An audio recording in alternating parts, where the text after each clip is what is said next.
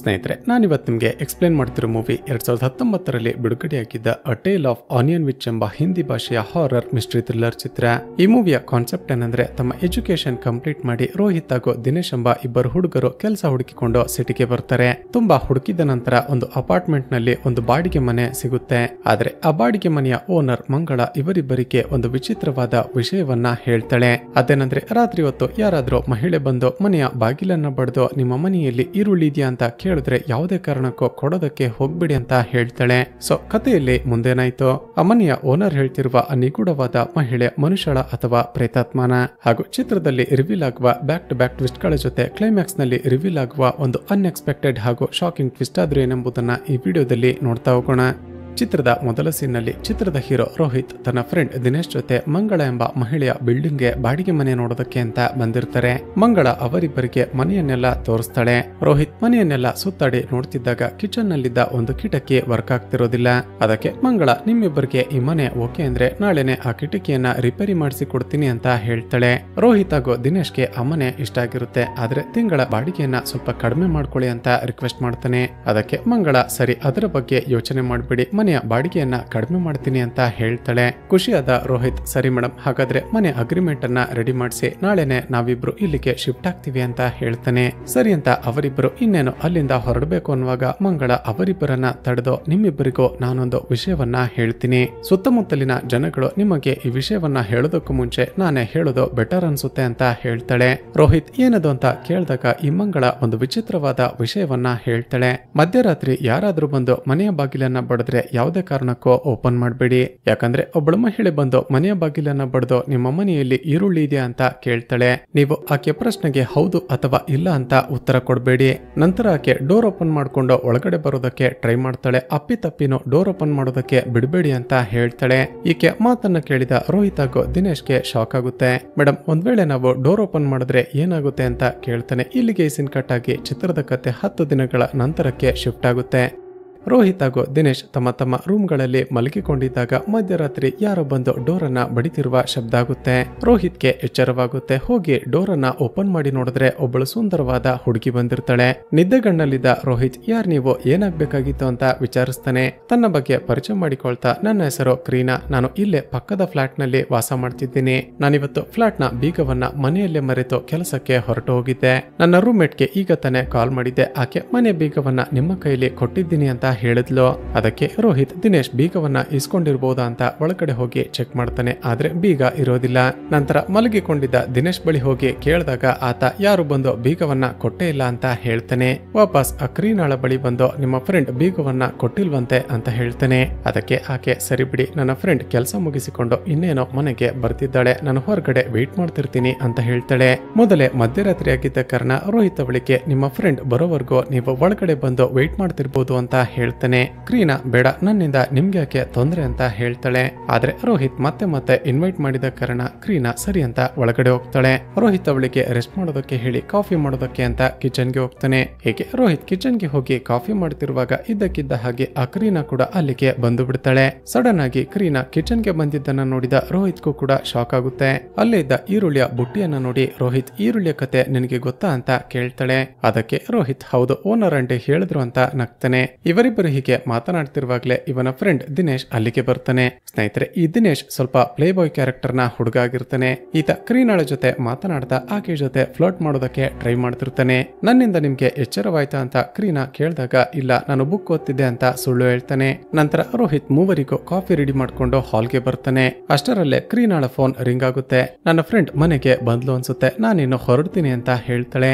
Rohit coffee ಕುಡ್ಕೊಂಡು ಹೋಗಿ ಅಂತ ಕಾಫಿ ಕಪ್ ಅನ್ನ ಆಕೆ ಕೈಗೆ ಕೊಡ್ತಾನೆ. ಶಾಕಿಂಗ್ಲಿ ಆ ಕ್ರೀನಾ ಅಷ್ಟು ಬಿಸಿ ಇದ್ದ ಕಾಫಿಯನ್ನ ಒಳ್ಳೆ ನೀರು ಕುಡಿದಾಗೆ ಘಟ ಘಟ ಕುಡಿದು ಬಿಡ್ತಾಳೆ. ಇದನ್ನ ನೋಡಿದ ರೋಹಿತ್ ಹಾಗೂ ದಿನೇಶ್ಗೆ ತುಂಬಾನೇ ಆಶ್ಚರ್ಯ ಆಗುತ್ತೆ. ರೋಹಿತ್ಗೆ ಕಾಫಿ ತುಂಬಾನೇ ಚೆನ್ನಾಗಿತ್ತು ಅಂತ ಹೇಳಿ ಇನ್ನೇನು ಅಲ್ಲಿಂದ ಹೊರಡಬೇಕು ಅನ್ನುವಾಗ, ನಾನು ಹೀಗೆ ಕೇಳೋದು ನಿಮ್ಗೆ ತಮಾಷೆ ಮಾಡ್ತಿದ್ದೀನಿ ಅಂತ ಅನ್ಸ್ಬೋದು, ಆದ್ರೆ ನಿಮ್ಮ ಮನೆಯಲ್ಲಿ ಈರುಳ್ಳಿ ಇದೆಯಾ ಅಂತ ಕೇಳ್ತಾಳೆ. ಈ ಕ್ರೀನಾ ನಮ್ಮಿಬ್ಬರನ್ನ ಹೆದರ್ಸೋದಕ್ಕೆ ತಮಾಷೆ ಮಾಡ್ತಿದ್ದಾಳೆ ಅಂತ ರೋಹಿತ್ ಹಾಗೂ ದಿನೇಶ್ ನಗ್ತಾರೆ. ಇವರಿಬ್ಬರು ನಗ್ತಿರೋದನ್ನ ನೋಡಿದ ಕ್ರೀನಾ, ನಿಜವಾಗಿಯೂ ನಾನು ತಮಾಷೆ ಮಾಡ್ತಿಲ್ಲ, ನನ್ನ ರೂಮ್ಮೇಟ್ ಬರುವಾಗ ಈರುಳ್ಳಿ ತೆಗೆದುಕೊಂಡು ಬಾ ಅಂತ ಹೇಳಿದ್ಲು, ಆದ್ರೆ ನಾನು ವಾಪಸ್ ಮನೆಗೆ ಬರುವ ಅರ್ಜೆಂಟ್ ನಲ್ಲಿ ಮರೆತೆ ಬಿಟ್ಟೆ. ಹೇಳಿ, ನಿಮ್ಮ ಮನೆಯಲ್ಲಿ ಈರುಳ್ಳಿ ಇದೆಯಾ ಅಂತ ಕೇಳ್ತಾಳೆ. ಈ ಕ್ರೀನಾಳ ಮಾತುಗಳನ್ನ ಕೇಳಿ ಕೇಳಿದ ರೋಹಿತ್ ಹಾಗೂ ದಿನೇಶ್ಗೆ ಭಯ ಆಗೋದಕ್ಕೆ ಶುರುವಾಗುತ್ತೆ. ಓನರ್ ಮಂಗಳ ಹೇಳಿದ್ದು ನೆನಪಾಗಿ ಆಕೆ ಪ್ರಶ್ನೆಗೆ ಉತ್ತರ ಕೊಡದೆ ಹಾಗೆ ಸುಮ್ಮನೆ ನಿಂತು ಬಿಡುತ್ತಾರೆ. ತಾನು ಕೇಳಿದ ಪ್ರಶ್ನೆಗೆ ಉತ್ತರ ಕೊಡದೆ ಇವರಿಬ್ಬರು ಸುಮ್ಮನೆ ನಿಂತಿರೋದನ್ನ ನೋಡಿದ ಕ್ರೀನಾಗೆ ತುಂಬಾನೇ ಕೋಪ ಬರುತ್ತೆ. ಆಕೆ ಈರುಳ್ಳಿ ಇದೆಯೋ ಇಲ್ವೋ ಉತ್ತರ ಕೊಡಿ ಅಂತ ಜೋರಾಗಿ ಕೂಗಾಡೋದಕ್ಕೆ ಶುರು ಮಾಡ್ತಾಳೆ. ಹೆದರಿಕೊಂಡ ದಿನೇಶ್ ಹಿಂದೆ ಹಿಂದೆ ಹೋಗ್ತಿರುವಾಗ ಶಾಕಿಂಗ್ಲಿ ಆ ಕ್ರೀನಾ ಇದ್ದಕ್ಕಿದ್ದ ಹಾಗೆ ಇವರ ಮೇಲೆ ಅಟ್ಯಾಕ್ ಮಾಡೋದಕ್ಕೆ ಮುಂದಾಗ್ತಾಳೆ. ಮತ್ತಷ್ಟು ಹೆದರಿಕೊಂಡ ಇವರಿಬ್ಬರು ತಮ್ಮ ಕಿಚನ್ಗೆ ಹೋಗಿ ಡೋರ್ ಅನ್ನ ಲಾಕ್ ಮಾಡಿಕೊಂಡು ಬಿಡುತ್ತಾರೆ. ತಕ್ಷಣವೇ ಕ್ರೀನಾ ಕಿಚನ್ ನ ಡೋರ್ ಅನ್ನ ಓಪನ್ ಮಾಡೋದಕ್ಕೆ ಹೊರಗಡೆಯಿಂದ ಟ್ರೈ ಮಾಡ್ತಾಳೆ. ಆದ್ರೆ ಇವರಿಬ್ಬರು ಡೋರ್ ಅನ್ನ ಓಪನ್ ಮಾಡೋದಕ್ಕೆ ಬಿಡೋದಿಲ್ಲ. ಶಾಕಿಂಗ್ಲಿ ಇಷ್ಟೊತ್ತು ಒಬ್ಬಳು ಹುಡುಗಿಯ ರೀತಿ ಕೇಳಿಸುತ್ತಿದ್ದ ಆ ಕ್ರೀನಾಳ ವಾಯ್ಸ್ ಈಗ ಒಂದು ಪ್ರೇತಾತ್ಮದ ವಾಯ್ಸ್ ರೀತಿ ಚೇಂಜ್ ಆಗಿರುತ್ತೆ. ಹೆದರಿಕೊಂಡಿದ್ದ ದಿನೇಶ್ ಅಳುತ್ತಾ, ರೋಹಿತ್ ನಿನಗೆ ಓನರ್ ಆಂಟಿ ಹೇಳಿದ್ಲಲ್ವಾ ಮಧ್ಯರಾತ್ರಿ ಯಾರೇ ಬಂದು ಡೋರ್ ಅನ್ನ ಬಡಿದ್ರು ಓಪನ್ ಮಾಡಬಾರ್ದು ಅಂತ. ಅದಕ್ಕೆ ರೋಹಿತ್ ಹೇಳ್ತಾನೆ, ನನ್ಗೆ ಸಡನ್ ಆಗಿ ನೆನಪಾಗ್ಲಿಲ್ಲ, ನಿದ್ದೆಗಣ್ಣಲ್ಲಿ ಹೋಗಿ ಡೋರ್ ಅನ್ನ ಓಪನ್ ಮಾಡಿಬಿಟ್ಟೆ. ಈಗೇನ್ ಮಾಡೋದು? ತಕ್ಷಣ ಪೊಲೀಸರಿಗೆ ಕಾಲ್ ಮಾಡೋಣ ಅಂತ ನೋಡಿದ್ರೆ ಇಬ್ಬರು ತಮ್ಮ ಫೋನ್ ಗಳನ್ನ ಹಾಲ್ ನಲ್ಲೇ ಬಿಟ್ಟು ಬಂದಿರ್ತಾರೆ. ಈಗೇನ್ ಮಾಡೋದು ಅಂತ ಯೋಚನೆ ಮಾಡ್ತಿದ್ದಾಗ ರೋಹಿತ್ಗೆ ಈ ಮನೆಗೆ ಹೊಸದಾಗಿ ಶಿಫ್ಟ್ ಆಗಿದ್ದಾಗ ಓನರ್ ಆಂಟಿ ಹೇಳಿದ್ದ ಒಂದು ಮಾತು ನೆನಪಾಗುತ್ತೆ. ಅದೇನಂದ್ರೆ ಒಂದು ವೇಳೆ ಇವರಿಬ್ಬರಿಗೆ ಏನಾದ್ರೂ ತೊಂದರೆಯಾಗಿ ಇವರು ಯಾರನ್ನು ಕಾಂಟ್ಯಾಕ್ಟ್ ಮಾಡೋದಕ್ಕೆ ಸಾಧ್ಯ ಆಗ್ಲಿಲ್ಲ ಅಂದ್ರೆ ಕಿಚನ್ ನ ಸಿಂಕ್ ನ ಕೆಳಗಡೆ ಇರುವ ಫ್ಲೋರ್ ಅನ್ನ 5 ಬಾರಿ ಜೋರಾಗಿ ಬಡಿಯೋದಕ್ಕೆ ಹೇಳಿರ್ತಾಳೆ. ಯಾಕಂದ್ರೆ ಅಮಂಗಳಳ ಬೆಡ್ರೂಮ್ ಇವರ ಕಿಚನ್ ನ ಸಿಂಕ್ ನ ಕೆಳಗಡೆನೆ ಇರುತ್ತೆ. ತಕ್ಷಣ ರೋಹಿತ್ ಹಾಗೂ ದಿನೇಶ್ ಸಿಂಕ್ ನ ಕೆಳಗಡೆ ಜೋರಾಗಿ ಬಡಿಯೋದಕ್ಕೆ ಶುರು ಮಾಡ್ತಾರೆ. ಆದ್ರೆ ಆ ಕಡೆಯಿಂದ ಯಾವುದೇ ರೆಸ್ಪಾನ್ಸೇ ಬರೋದಿಲ್ಲ. ಈಗ ಹೊರಗಡೆಯಿಂದ ಬಾಗಿಲನ್ನ ಓಪನ್ ಮಾಡೋದಕ್ಕೆ ಟ್ರೈ ಮಾಡ್ತಿದ್ದ ಆ ಕ್ರೀನಾಳ ವಾಯ್ಸ್ ಮತ್ತಷ್ಟು ಕ್ರೀಪಿ ಆಗಿರುತ್ತೆ. ಈಗ ರೋಹಿತ್ ಒಂದು ಐಡಿಯಾ ಮಾಡ್ತಾನೆ, ದಿನೇಶ್ ನೀನ್ ಹೋಗಿ ಆ ಕಿಚನ್ ನ ಡೋರ್ ಅನ್ನ ಓಪನ್ ಮಾಡು. ಆಗ ತಕ್ಷಣ ನಾನು ನಮ್ಮ ಬಳಿ ಇರುವ ಈರುಳ್ಳಿಯನ್ನ ಕಿಚನ್ ನ ಕಿಟಕಿ ಮೂಲಕ ಹೊರಗಡೆ ಎಸೆದು ಬಿಡ್ತೀನಿ. ನಮ್ಮ ಬಳಿ ಈಗ ಈರುಳ್ಳಿ ಇಲ್ಲ ಅಂತ ಗೊತ್ತಾಗ್ತಿದ್ದ ಹಾಗೆ ಅಪ್ರೇತಾತ್ಮ ಹೊರಟು ಹೋಗುತ್ತೆ ಅಂತ ಹೇಳ್ತೇನೆ. ಆದ್ರೆ ಅಷ್ಟರಲ್ಲಿ ಆ ಕಡೆಯಿಂದ ಡೋರ್ ಅನ್ನ ಓಪನ್ ಮಾಡೋದಕ್ಕೆ ಟ್ರೈ ಮಾಡ್ತಿದ್ದ ಕ್ರೀನಾಳ ಕಡೆಯಿಂದ ಯಾವುದೇ ಸೌಂಡೇ ಬರೋದಿಲ್ಲ. ಮೋಸ್ಟ್ಲಿ ಹೊರಟು ಹೋದ್ಲು ಅನ್ಸುತ್ತೆ ಅಂತ ಇಬ್ಬರು ಸಮಾಧಾನ ಮಾಡ್ಕೋಬೇಕು ಅನ್ನೋಷ್ಟರಲ್ಲಿ ಶಾಕಿಂಗ್ಲಿ ವಿಚಿತ್ರವಾಗಿ ನಗ್ತಿದ್ದ ಕ್ರೀನಾ ಡೋರ್ ಅನ್ನ ಒಡೆಯೋದಕ್ಕೆ ಶುರು ಮಾಡ್ತಾಳೆ. ಒಂದೇ ಸಾರಿ ಬೆಚ್ಚಿ ಬಿದ್ದ ರೋಹಿತ್ ಹಾಗೂ ದಿನೇಶ್ ಮತ್ತೆ ಆ ಸಿಂಕ್ ನ ಕೆಳಗಡೆ ಹೋಗಿ ಶಬ್ದ ಮಾಡೋದಕ್ಕೆ ಶುರು ಮಾಡ್ತಾರೆ. ತಕ್ಷಣವೇ ರೋಹಿತ್ ಕಿಚನ್ ನ ಕಿಟಕಿಯನ್ನ ಓಪನ್ ಮಾಡಿ ಅಲ್ಲಿಂದ ಹೊರಗಡೆ ಎಸ್ಕೇಪ್ ಆಗೋದಕ್ಕೆ ಸಾಧ್ಯವಾಗುತ್ತಾ ಅಂತ ನೋಡಿದ್ರೆ ಆ ಕಿಟಕಿನೇ ಓಪನ್ ಆಗೋದಿಲ್ಲ. ಅಷ್ಟರಲ್ಲೇ ಮನೆಯ ಒಳಗಡೆ ಮನೆ ಓನರ್ ಮಂಗಳ ಬಂದಿರುವ ರೀತಿ ಶಬ್ದ ಆಗುತ್ತೆ. ಮಂಗಳ ಆ ಕ್ರೀನಾಗೆ ಇವರ ಮನೆಯಲ್ಲಿ ಈರುಳ್ಳಿ ಇಲ್ಲ, ತಕ್ಷಣ ಇಲ್ಲಿಂದ ಹೊರಟು ಹೋಗುವಂತ ಕಪಾಳಕ್ಕೆ ಹೊಡಿತಿರುವ ರೀತಿ ಶಬ್ದ ಆಗುತ್ತೆ. ಆದ್ರೆ ಈ ಕಡೆ ರೋಹಿತ್ ಹಾಗೂ ದಿನೇಶ್ಗೆ ಮತ್ತೊಂದು ಅನುಮಾನ ಶುರುವಾಗುತ್ತೆ. ಒಂದು ವೇಳೆ ನಮ್ಮಿಬ್ಬರನ್ನ ಟ್ರ್ಯಾಪ್ ಮಾಡೋದಕ್ಕೆ ಆ ಕ್ರೀನಾನೆ ಮನೆಯ ಓನರ್ ಮಂಗಳಾಳ ವಾಯ್ಸ್ ನಲ್ಲಿ ಮಾತನಾಡ್ತಿರ್ಬಹುದಾ ಅಂತ ಮತ್ತಷ್ಟು ಹೆದರಿಕೊಳ್ತಾರೆ. ಹೊರಗಡೆಯಿಂದ ರೋಹಿತ್ ಡೋರ್ ಅನ್ನ ಓಪನ್ ಮಾಡೋ, ನಾನು ಮಂಗಳ ಬಂದಿದ್ದೀನಿ ಅಂತ ಕೂಗ್ತಾಳೆ. ಅದಕ್ಕೆ ದಿನೇಶ್, ಇಲ್ಲ ನಾವೀಗ ಬರೋದಿಲ್ಲ, ಬೆಳಗಾಗ್ಲಿ ಆಮೇಲೆ ನಾವು ಡೋರ್ ಅನ್ನ ಓಪನ್ ಮಾಡ್ತೀವಿ ಅಂತ ಹೇಳ್ತಾನೆ. ಅದಕ್ಕೆ ಆ ಕಡೆಯಿಂದ ಮಂಗಳ ಇನ್ನು ಕೂಡ ಮಧ್ಯರಾತ್ರಿ, ಬೆಳಗಾಗೋದಕ್ಕೆ ತುಂಬಾನೇ ಟೈಮ್ ಇದೆ, ಡೋರ್ ಅನ್ನ ಓಪನ್ ಮಾಡು ಅಂತ ಹೇಳ್ತಾಳೆ. ಇವರಿಬ್ಬರು ತುಂಬಾ ಹೊತ್ತಾದ್ರೂ ಡೋರ್ ಅನ್ನ ಓಪನ್ ಮಾಡದ ಕಾರಣ ಏನೋ ಹೆದರಿಕೊಳ್ಬೇಡಿ, ಆಕೆ ಹೊರಟು ಹೋದ್ಲು ಅಂತ ಹೇಳ್ತಾಳೆ. ಈಗ ರೋಹಿತ್ ನಿಧಾನಕ್ಕೆ ಹೆದರಿಕೊಳ್ಳುತ್ತಲೇ ಹೋಗಿ ಡೋರ್ ಅನ್ನ ಓಪನ್ ಮಾಡ್ತಾನೆ. ನೋಡಿದ್ರೆ ಮಂಗಳನೇ ಬಂದಿರ್ತಾಳೆ. ರೋಹಿತ್ ಹಾಲ್ಗೆ ಬಂದು ನೋಡಿದ್ರೆ ಮನೆಯಲ್ಲಿದ್ದ ಎಲ್ಲ ವಸ್ತುಗಳು ಚಲ್ಲಾಪಿಲ್ಲಿಯಾಗಿರುತ್ತೆ. ಶಾಕಿಂಗ್ಲಿ ಆ ಕ್ರೀನಾ ಮನೆಯ ಮೂಲೆಯಲ್ಲಿ ಕೂತು ಈಗಲೂ ಕೂಡ ವಿಚಿತ್ರವಾಗಿ ಬಿಹೇವ್ ಮಾಡ್ತಿರ್ತಾಳೆ. ಒಂದೇ ಸರಿ ಬೆಚ್ಚಿ ಬಿದ್ದ ರೋಹಿತ್ ವಾಪಸ್ ಓಡಿ ಬಂದು, ನೀವು ನೋಡಿದ್ರೆ ಆಕೆ ಹೊರಟು ಹೋದ್ಲು ಅಂತ ಹೇಳಿದ್ರೆ, ಆದ್ರೆ ಆಕೆ ನೋಡಿದ್ರೆ ಅಲ್ಲೇ ಮೂಲೆಯಲ್ಲಿ ಕೂತಿದ್ದಾಳಲ್ಲ ಅಂತ ಬೈತಾನೆ. ಈಗ ಮಂಗಳ ರೋಹಿತ್ಗೆ ಸಮಾಧಾನ ಮಾಡ್ತಾ ಒಂದು ಟ್ವಿಸ್ಟ್ ಅನ್ನ ರಿವೀಲ್ ಮಾಡ್ತಾಳೆ. ಅದೇನಂದ್ರೆ ಮನೆಗೆ ಬಂದಿರುವ ಆ ಕ್ರೀನಾ ಬೇರೆ ಯಾರು ಅಲ್ಲ, ಆಕೆ ಈ ಮಂಗಳಳ ಮಗಳು.